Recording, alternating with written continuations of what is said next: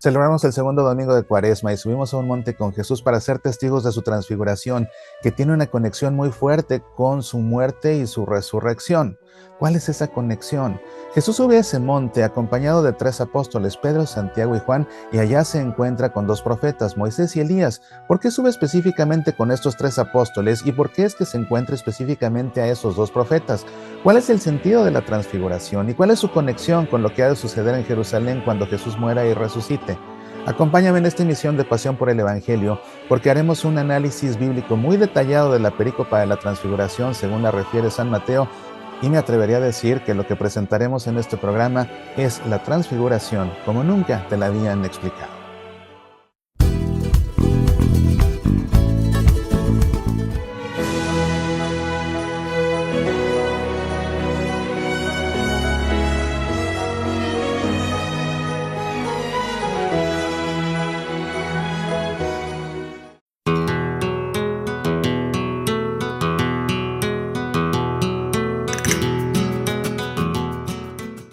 De Judas Iscariote todos creen saber que fue el apóstol que vendió a Jesús por 30 monedas de plata, lo entregó con un beso y después se quitó la vida. ¿Quién fue Judas en verdad? ¿Estuvo predestinado por Dios para traicionar a Jesús? ¿Por qué lo traicionó? ¿Por qué lo vendió por 30 monedas de plata? ¿Cómo murió Judas en verdad? Conoce las respuestas en mi bestseller Judas, traidor o instrumento de Dios. Pídelo impreso en Amazon, descarga el ebook en Kindle, léelo gratis con tu suscripción a Kindle Unlimited o descarga el audiolibro en el sitio semillasparalavida.org/Judas. Judas, traidor o instrumento de Dios, un libro que no te puedes perder. Medita, aprende, apasionate por nuestra fe. Es el segundo domingo de Cuaresma y año con año, independientemente del ciclo litúrgico, nos detenemos a escuchar la perícopa de la Transfiguración. En este caso, ciclo litúrgico A, según la refiere San Mateo, es la misma historia en Marcos y en Lucas, pero cada uno presenta algunas sutilezas que tienen mucho que decirnos. Vamos a comenzar por leer la perícopa tal como la escucharemos en la Santa Misa y después haremos su análisis bíblico y terminaremos como siempre con un momento de oración. Te invito pues a que nos pongamos en presencia del Padre y del Hijo y del Espíritu Santo. Amén. El Evangelio dice lo siguiente. En aquel tiempo, Jesús tomó consigo a Pedro, a Santiago y a Juan, el hermano de éste, y los hizo subir a solas con él a un monte elevado. Ahí se transfiguró en su presencia. Su rostro se puso resplandeciente como el sol, y sus vestiduras se volvieron blancas como la nieve. De pronto, aparecieron ante ellos Moisés y Elías conversando con Jesús. Entonces, Pedro le dijo a Jesús, Señor, qué bueno sería quedarnos aquí. Si quieres, haremos aquí 3 chozas, una para ti, otra Moisés y otra para Elías. Cuando aún estaba hablando, una nube luminosa los cubrió y de ella salió una voz que decía, Este es mi Hijo muy amado, en quien tengo puestas mis complacencias. Escúchenlo. Al oír esto, los discípulos cayeron rostro en tierra, llenos de un gran temor. Jesús se acercó a ellos, los tocó y les dijo, Levántense y no teman. Alzando entonces los ojos, ya no vieron a nadie más que a Jesús. Mientras bajaban del monte, Jesús les ordenó, no le cuenten a nadie lo que han visto, hasta que el Hijo del Hombre haya resucitado de entre los muertos. Un texto hermoso y verdaderamente fascinante que vamos a ir desmenuzando versículo por versículo, incluso palabra por palabra, porque hay tanto que aprender y reflexionar, y que además haremos el ejercicio haciendo la interpretación de este pasaje en clave cuaresmal. El pasaje de la transfiguración no es la única ocasión en que lo escuchamos en el Evangelio en el año litúrgico. Sin embargo, siempre es cuaresmal porque está vinculado a lo que ha de suceder en el misterio de la pasión, muerte y resurrección de Jesús. ¿Cómo es esto? Bueno, vamos a comenzar. Esta perícopa inicia con el incipit aquí en el Evangelio, como lo escuchamos en la misa, en aquel tiempo, esa introducción, pues para darle cierto contexto, para embellecer la entrada, que no suene tan de golpe. Ese incipit en aquel tiempo no lo encontramos en el Evangelio. Y aquí conviene, para poder entender este evangelio, que comprendamos dos cosas. En primer lugar, su contexto inmediato bíblico. Lo que sucede inmediatamente antes en el evangelio, según San Mateo, de esta transfiguración, es el primer anuncio que hace Jesús a sus apóstoles acerca de su muerte. Jesús les anuncia que va a morir y les dice entonces que el que quiera venir detrás de él, tome su cruz y lo siga.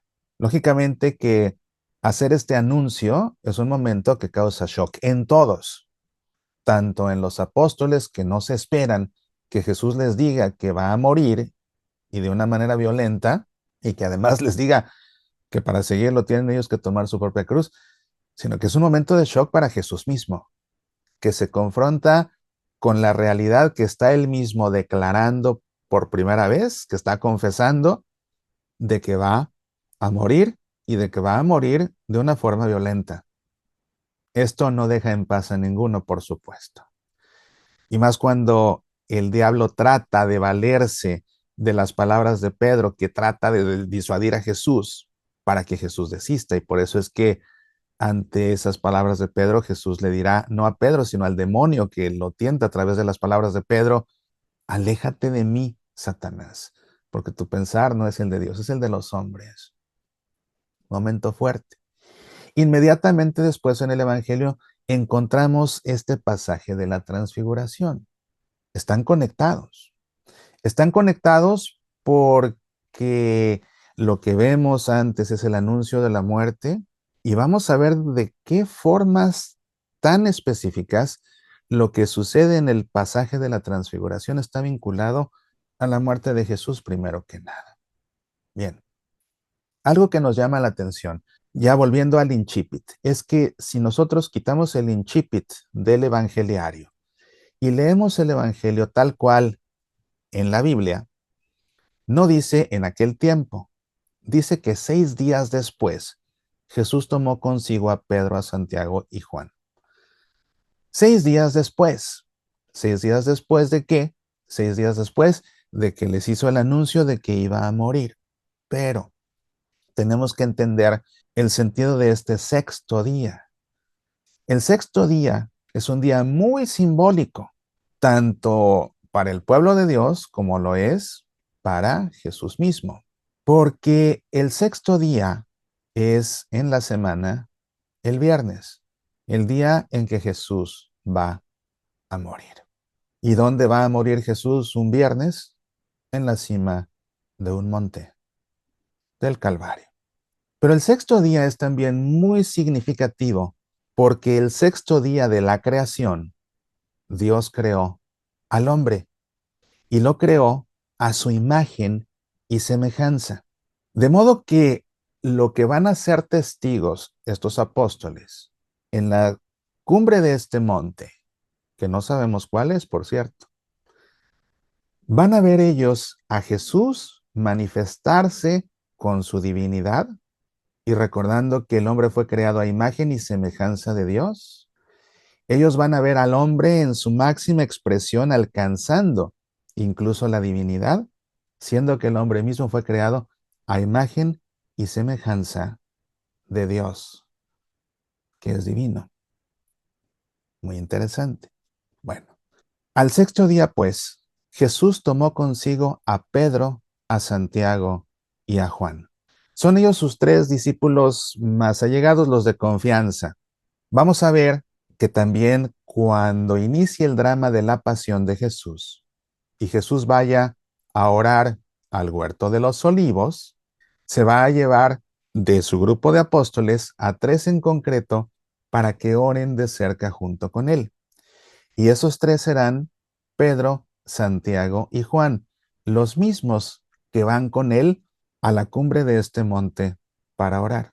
Otra similitud entre lo que sucede en la transfiguración y lo que sucederá en la pasión de Jesús. ¿Cómo sabemos que van a orar?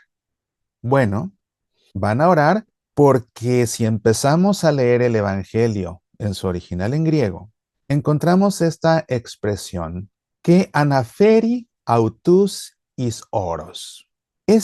Anaferi, que está en el Evangeliario traducido como los hizo subir, en griego es el verbo que se emplea para referirse a una ascensión espiritual.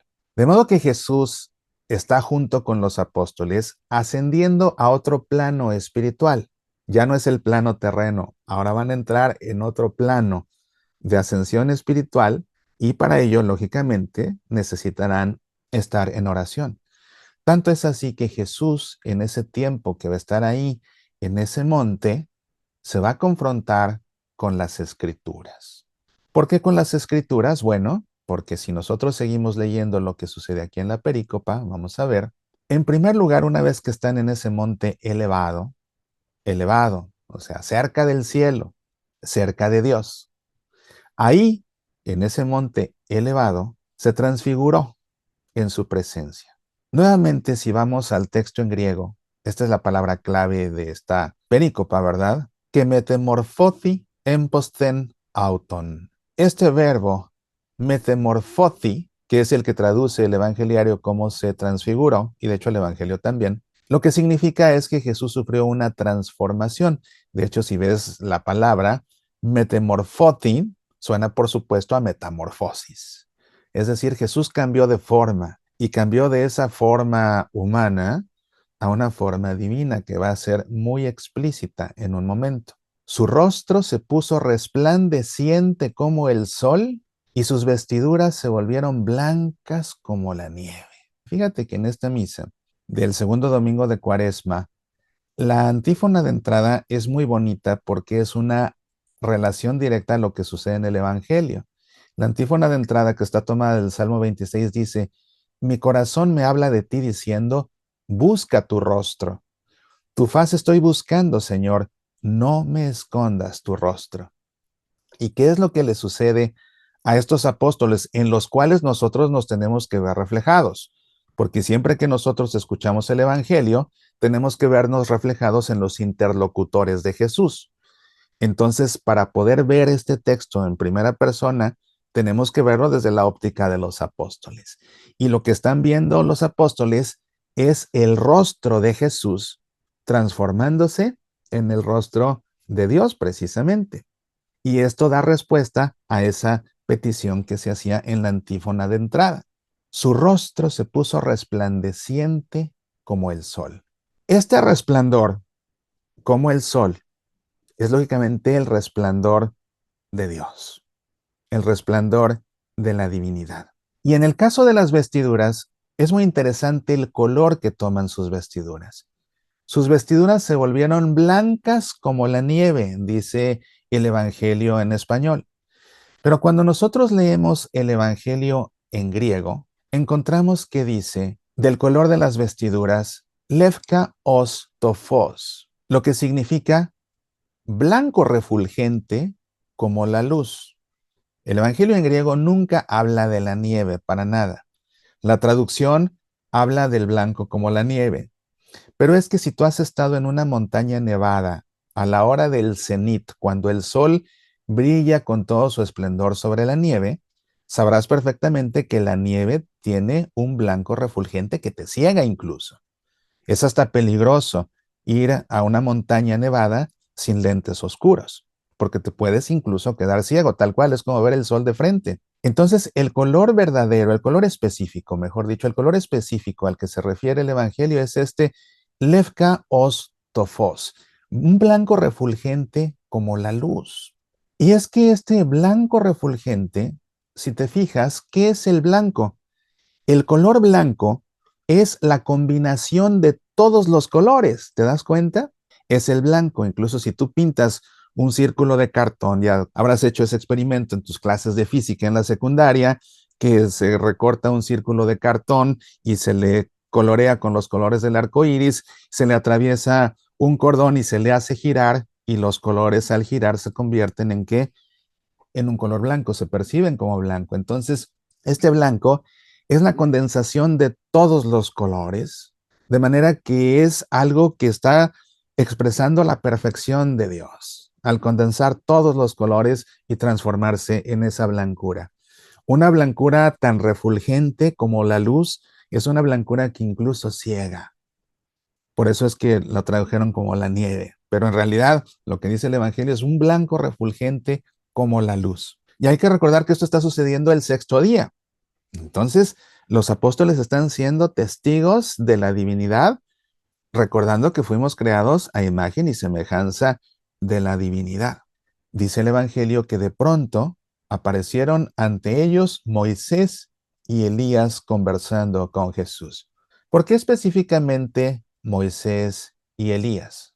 En primer lugar, Moisés representa el Pentateuco, la Torá. Elías representa todos los libros proféticos. Incluso la gente solía también referirse a la Torá, al Pentateuco, que nosotros lo llamamos, simplemente como Moisés. Cuando la gente hablaba de Moisés, incluso Jesús, cuando hacía una referencia a Moisés, no se refería necesariamente a la persona, aquel caudillo que liberó al pueblo de Dios de la esclavitud de Egipto, sino que al hablar de Moisés se hace una referencia a la Torá. Y hablar de Elías es también una forma de hacer una referencia a los profetas. Es así como cuando nosotros a los libros de texto no los llamamos por su título, sino que los llamamos por el apellido del autor. Piensa, por ejemplo, en los libros de matemáticas, álgebra y trigonometría de Aurelio Baldor, y todo el mundo los conoce como el Baldor, ¿no? En todo caso, el Baldor de álgebra, el Baldor de trigonometría, pero le decimos el Baldor, y en realidad ese no es el título del libro. Bueno, pues igual acá la gente cuando decía de Moisés o de Elías se refería a los libros de la Torá o a los libros proféticos. Entonces, vemos cómo Jesús se está confrontando a sí mismo con la escritura. Y ahí hay que recordar que es Jesús el que viene del drama de haber confesado por primera vez con todas sus letras, lo que implica un reconocer de forma categórica para él mismo que va a morir y que va a morir de una forma violenta. Y con todos los sentimientos que eso pueda provocar es que Jesús sube a este monte y es ahí cuando sucede esto. Y se confronta a Jesús con esta escritura. Y vemos pues a Moisés y vemos a Elías hablando con Jesús. Y al hablar con Jesús, la escritura, al hablarle a Jesús, lógicamente que le hace entender de manera categórica quién es Él, a qué vino, cuál es su misión y qué es lo que va a suceder. Además, resulta muy interesante que sean Moisés y Elías los que se aparecen. En el caso de Elías, el último de los profetas, que fue Malaquías, escribió que Elías habría de volver y aparecería en un monte. Y bueno, aquí vemos que lo que dijo Malaquías se cumple, porque viene Elías y se aparece en un monte en el momento de la transfiguración. Pero además, el monte característico del profeta Elías era el monte Carmelo. En el caso de Moisés, también hay un monte muy específico vinculado a él, y es el monte Sinaí. ¿Y dónde está sucediendo todo esto? En la cima de un monte. No sabemos qué monte es porque el Evangelio no lo dice. Incluso, basándonos en el contexto inmediato, que fue el anuncio de su muerte, bueno, si inmediatamente después sucede la ascensión al monte, la tradición quiere que sea el monte Tabor, pero el monte Tabor está a unos 13 kilómetros de distancia del lugar donde se llevó a cabo el anuncio de la muerte. Por esa razón, algunos han cuestionado, no podría ser el monte Tabor porque inmediatamente después, a 13 kilómetros de distancia, aunque otros te dirían, sí, pero recuerda que esto sucedió 6 días después, tuvieron tiempo suficiente en esos 6 días de trasladarse hasta el monte Tabor. Fue por ahí del siglo III que la tradición comenzó a hablar de que la transfiguración había tenido lugar en el monte Tabor. Y hoy las personas que van de peregrinación a Tierra Santa las llevan al monte Tabor y les dicen, aquí sucedió la transfiguración, pero el Evangelio no lo menciona. Lo que es importante de este monte es que otra vez, Elías con su Carmelo y Moisés con su Sinaí se están encontrando Jesús en la cima de un monte en el sexto día, el día de su muerte, en la cima de un monte. Entonces, simbólicamente, ese monte donde está teniendo lugar la transfiguración es el Calvario. Y así se encuentra la escritura del Antiguo Testamento con el Nuevo Testamento a través de estos montes. El Sinaí de Moisés, el Carmelo de Elías y el Calvario de Jesús. Entonces Pedro le dijo a Jesús, Señor, qué bueno sería quedarnos aquí. ¿Sabes qué otra vez conviene por esto irnos al original en griego en el Evangelio, porque podemos así entender el sentido más preciso de las palabras. Está traducido en español como Señor, qué bueno sería quedarnos por aquí. Sin embargo, cuando vemos el texto en griego, Pedro le dice,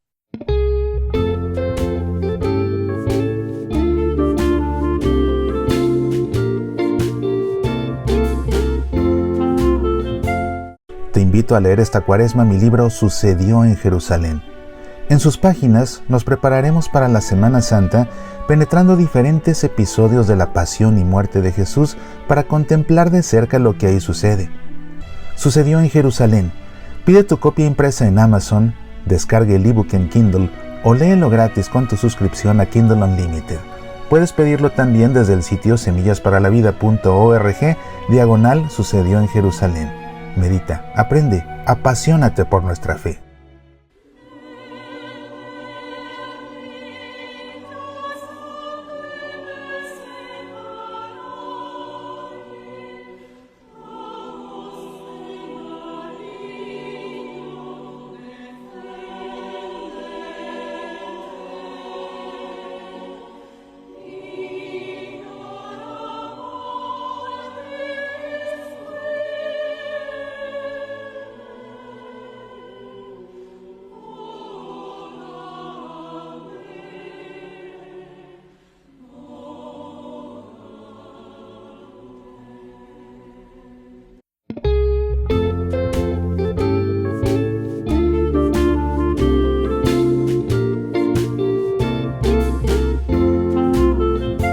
Está traducido en español como Señor, qué bueno sería quedarnos por aquí. Sin embargo, cuando vemos el texto en griego, Pedro le dice, Kyrie, kalon estin y más o de ine, lo que significa en realidad kalón, que está traducido como qué bueno, es hermoso.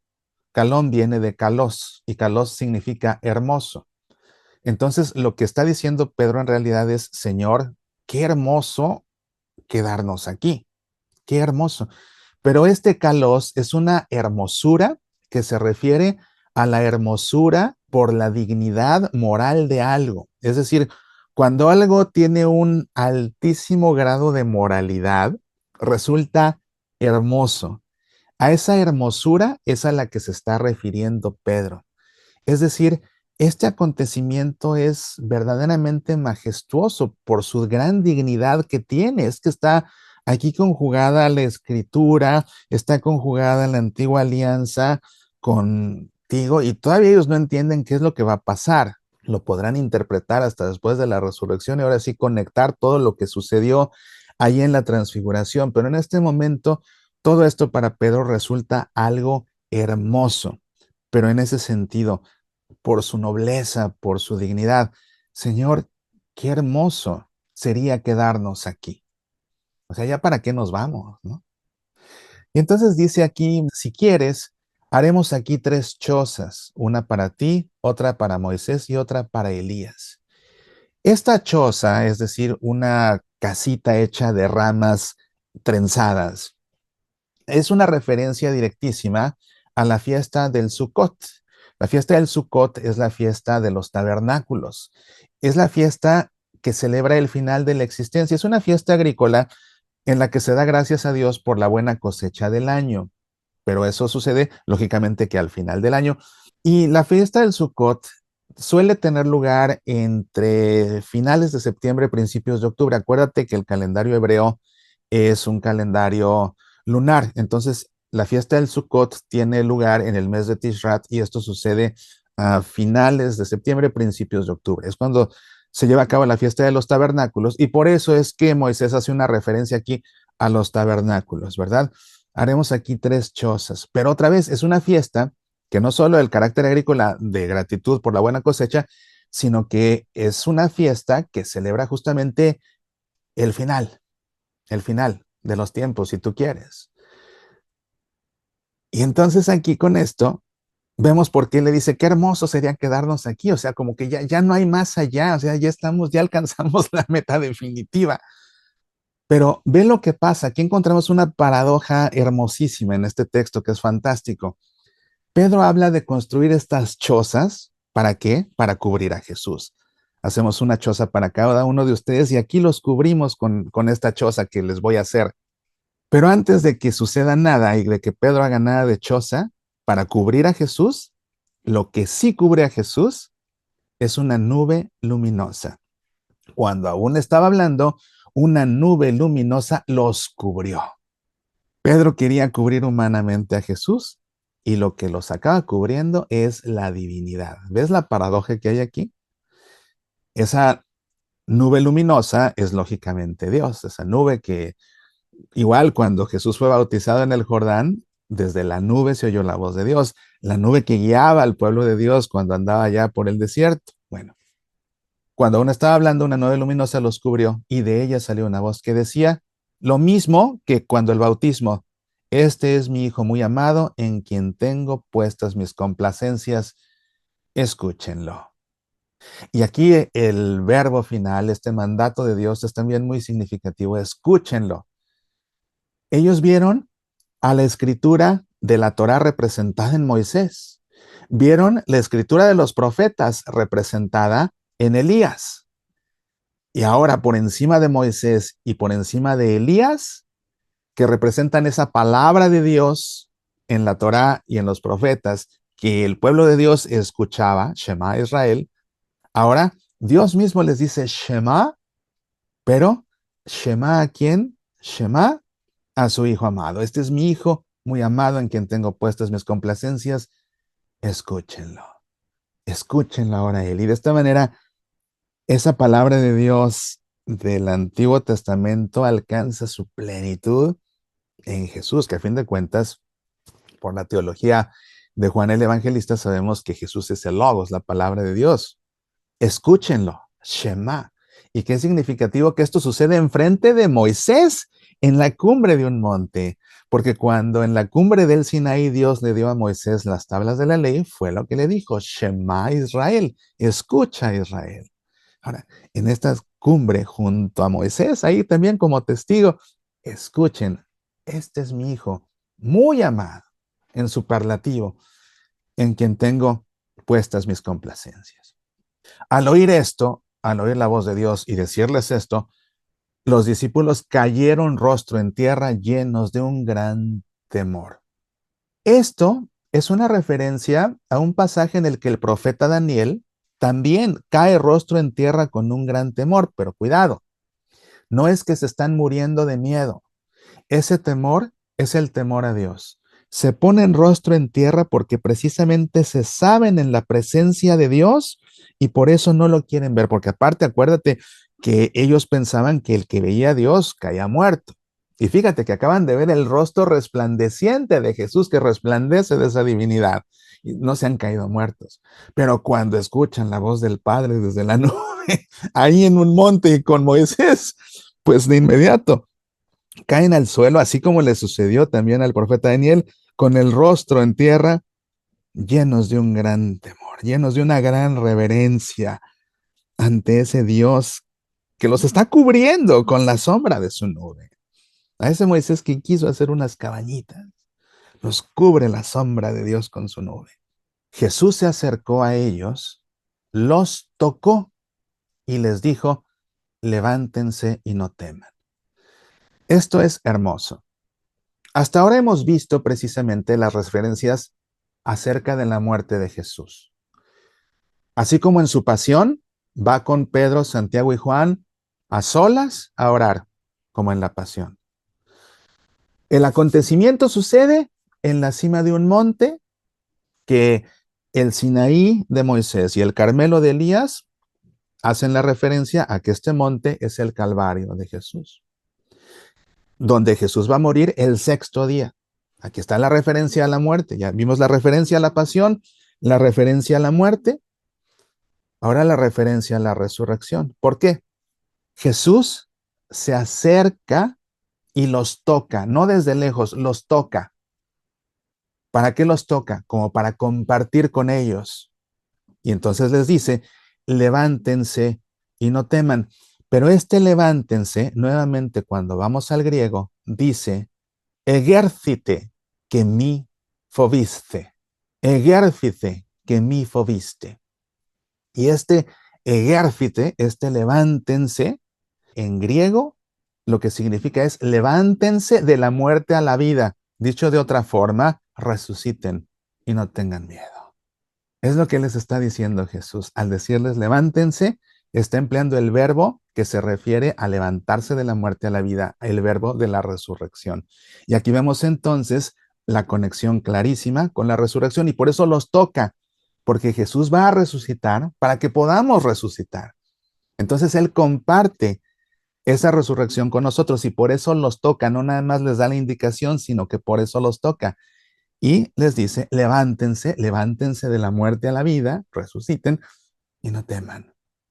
Alzando entonces los ojos, ya no vieron a nadie más que a Jesús. Mientras bajaban del monte, Jesús les ordenó, no le cuenten a nadie lo que han visto hasta que el Hijo del Hombre haya resucitado de entre los muertos. Esto se conoce como el secreto mesiánico. Jesús no querrá ser reconocido como el Mesías hasta que llegue el momento preciso en el plan de Dios, no antes. Ellos ya son testigos de esto, pero son los íntimos, son los de los secretos. Ellos van a poder guardarle el secreto, tendrán incluso que hacerlo, porque así se los ordena. ¿Y cuándo podrán ellos contar lo que han visto? Hasta que el Hijo del Hombre haya resucitado de entre los muertos. Y bueno, en cierta forma será entonces que ellos mismos entiendan todo lo que sucedió ahí y cuando lo cuenten podrán explicarlo de una manera correcta y dándole sentido a todo lo que en ese momento los dejó anonadados. Pues esta es la perícopa de la transfiguración y esta es la importancia de leerla justamente en Cuaresma, porque tiene, como ves, un vínculo muy fuerte con el destino de este desierto cuaresmal. Es importante recordar, como expliqué la vez anterior aquí en Pasión por el Evangelio, que el desierto en el que estamos nosotros atravesando este tiempo de Cuaresma es el desierto donde Jesús pasó 40 días y 40 noches, que simbólicamente el desierto, por su nombre en hebreo, Midbar, lo que significa es el lugar donde habla Dios. El desierto, el Midbar en hebreo, es no solamente el desierto árido, sino que el Midbar es el lugar donde habla Dios, porque precisamente en la quietud, en la soledad del silencio del desierto, es el ambiente más propicio para escuchar a Dios que habla con nosotros. Por eso es que el desierto, el Midbar, es el lugar donde nos habla Dios. Y para nosotros este desierto cuaresmal es eso, es un Midbar en el que Dios nos va hablando para prepararnos para la Pascua, y el lugar más propicio a lo largo de ese Midbar para escuchar la palabra de Dios es justamente la liturgia de la palabra en cada una de las misas. De ahí que convenga y sea necesario que pongamos tanta atención a lo que escuchamos en el Evangelio cada domingo. Quiero pensar que esta explicación te ha dejado también asombrado, y es que sí, es un texto verdaderamente asombroso, y me gustaría que todo ese asombro, lo que hemos aprendido, lo que hemos reflexionado, lo guardemos ahora en nuestro corazón y nos dirijamos a Dios con una oración.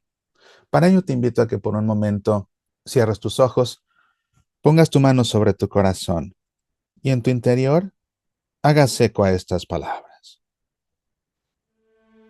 Quiero subir y bajar, Señor, contigo y contemplar cara a cara el misterio de Dios que estando escondido, habla, se manifiesta y te señala como Señor.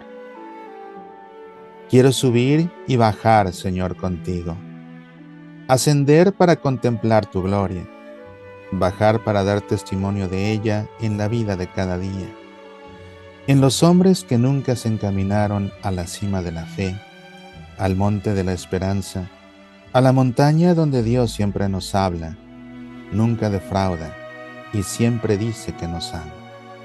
Quiero subir y bajar, Señor, contigo, que no me quede en el sentimentalismo vacío, que no quede crucificado por una fe cómoda, que no huya de la cruz de cada día. Que entienda, Señor, que para bajar es necesario, como tú, subir primero a la presencia de Dios para vivirlo, ante la voz de Dios para escucharlo, ante la fuerza de lo alto para que la vida brille con el fulgor y el resplandor de la fe. Quiero subir, Señor, contigo al monte Tabor y contemplar cara a cara ese prodigio de tu brillante divinidad, sin olvidar que como yo, también tú eres humano. Muéstrame, Señor, tu rostro, y que para bajar al llano de cada día, no me olvide nunca de buscar y anhelar los signos de tu presencia. Amén. En el nombre del Padre, y del Hijo, y del Espíritu Santo. Amén. Recuerda que esta oración, así como todas las oraciones que usamos para cerrar nuestras emisiones de Pasión por el Evangelio, están compiladas en mi manual de oración, Oraciones para una gotita de agua. Bien, para las personas que están involucradas en la preparación de las liturgias del Santo Tríodo Pascual, y también para todos aquellos que quieran entender a fondo lo que celebramos, los invito a que descarguen los videos de mi curso Las liturgias del Tríodo Pascual. Son 3 videos, uno sobre la misa vespertina de la Cena del Señor, otro sobre la liturgia de la Pasión del Señor y uno más sobre la Vigilia Pascual en la Noche Santa. Es un curso bíblico, litúrgico, espiritual.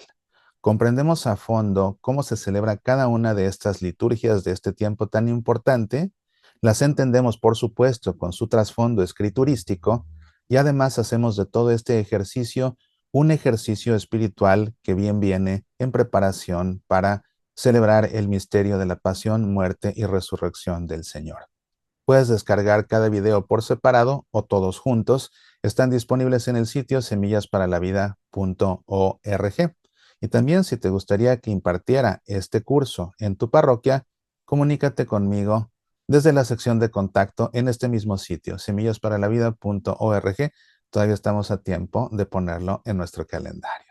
Recuerda que cada domingo por la noche estamos transmitiendo en vivo en nuestro canal en YouTube, Mauricio Pérez, youtuber católico, y también en nuestra página en Facebook, Mauricio Pérez, comunicador católico, la serie Con Jesús en el Desierto, ejercicios espirituales de Cuaresma basados en la eucología de la liturgia, es decir, basándonos en todo lo que rezamos en cada uno de los domingos de Cuaresma en la Santa Misa. No en las lecturas, sino más bien en las oraciones. Y es una serie de ejercicios cuaresmales que están resultando en verdad muy enriquecedores porque nos permiten tener un buen momento de reflexión y de oración, además de aproximarnos a la liturgia desde un ángulo que poco se acostumbra, lo que nos permite también aprender más acerca de la Santa Misa y lo que en ella celebramos. Y si no puedes ver en vivo estos videos, puedes verlos ya grabados al día siguiente también en estos canales. Velos y compártelos, porque sin duda que serán de beneficio para ti y para muchos más. Nos vemos pues la próxima semana aquí en Pasión por el Evangelio. Apasionate por nuestra fe.